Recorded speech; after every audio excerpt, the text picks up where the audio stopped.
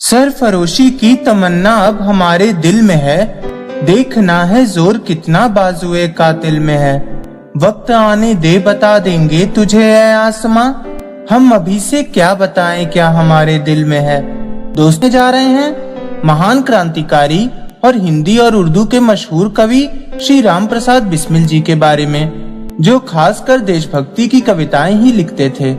बिस्मिल जी आचार्य यानी Hindustan Republican association के संस्थापकों में से एक थे। इन्होंने भारत की आजादी को ही अपने जीवन का लक्ष्य बना लिया था।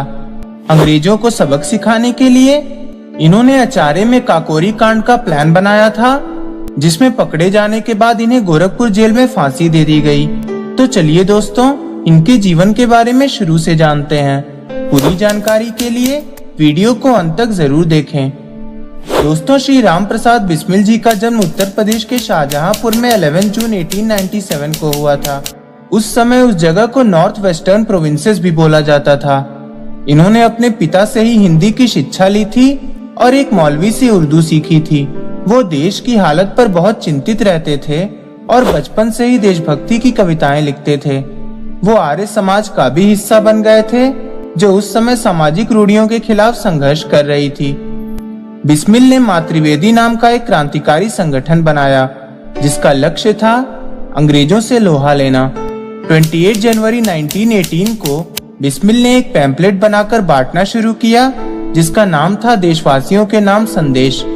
संगठन के लिए फंड इकट्ठा करने के लिए 1918 में इन लोगों ने अंग्रेजों को 3 बार लूटा।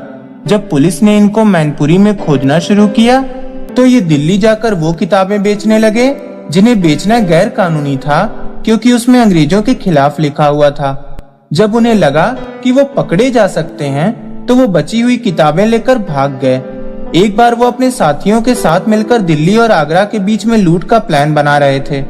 उसी समय पुलिस आ गई और दोनों तरफ से फायरिंग शुरू हो गई। बिस्मिल जी जमुना नदी में कूद गए और पानी के अंदर ही तैरते हुए निकल गए। बाकी लोग अरेस्ट कर लिए गए और पुलिस को लगा कि बिस्मिल फायरिंग में मारे गए। हालांकि कुछ दिनों बाद पुलिस को पता चल गया था कि वो जिंदा हैं। वो बाद में दिल्ली चले गए और छुप कर रहने लगे। इसके बाद बिस्मिल 2 साल तक सरकार की आंखों से बचते हुए जगह जगह घूमकर लोगों को जागरूक करते रहे और देशभक्ति की कविताएं लिखते रहे। वो कांग्रेस की मीटिंग भी अटेंड करते थे, जहां पूर्ण स्वराज की डिमांड को आगे बढ़ाने में उनका बहुत योगदान रहा है। उसी समय असहयोग आंदोलन भी बहुत जोर शोर से चल रहा था। वो शाहजहांपुर में वापस आकर लोगों को अंग्रेजों का कोई भी सहयोग न करने के लिए प्रोत्साहित करने लगे। इनके भाषण और उनकी कविताओं का असर लोगों पर इतना पड़ने लगा कि लोग अंग्रेजों के खिलाफ बौखला उठे। चौरी चौरा कांड में सरकारी गवाह बने बनारसी लाल के अनुसार बिस्मिल लोगों से कहते थे कि अहिंसा से आजादी कभी नहीं मिलेगी। चौरी चौरा कांड में लोगों के गुस्से के लिए इनके भाषण को भी जिम्मेदार बताया गया। इसी कांड के बाद गांधी जी ने असहयोग आंदोलन वापस ले लिया, जिसके कारण बिस्मिल और कई क्रांतिकारी नेता कांग्रेस से नाराज हो गए। बिस्मिल ने और लोगों के साथ मिलकर एचआरए यानी हिंदुस्तान रिपब्लिकन एसोसिएशन का गठन किया। एचआरए ने ही काकोरी कांड का प्लान बनाया, जिसे बिस्मिल लीड कर रहे थे। लखनऊ के पास काकोरी में एक ट्रेन को रोककर उसमें मौजूद सरकारी खजाना लूट लिया गया। लड़ाई में फायरिंग भी हुई और गलती से एक हिंदुस्तानी मारा गया। इसी मामले में केस हुआ और फिर 19 दिसंबर 1927 को गोरखपुर जेल में उन्हें फांसी दे दी गई। अंतिम संस्कार के लिए बिस्मिल के शरीर को राप्ती नदी के पास ले जाया गया, जिस जगह को आज राजघाट के नाम से जाना जाता है। दोस्तों, कभी कभी सोचता हूँ कि वो भी क्या दीवानगी थी इन जैसे देशभक्तों की, जिन्होंने देश के लिए अपनी जान के बारे में भी नहीं सोचा। न चाहूं मान दुनिया में, न चाहूं स्वर्ग को जाना, मुझे वर दे यही माता, रहूं भारत पे दीवाना।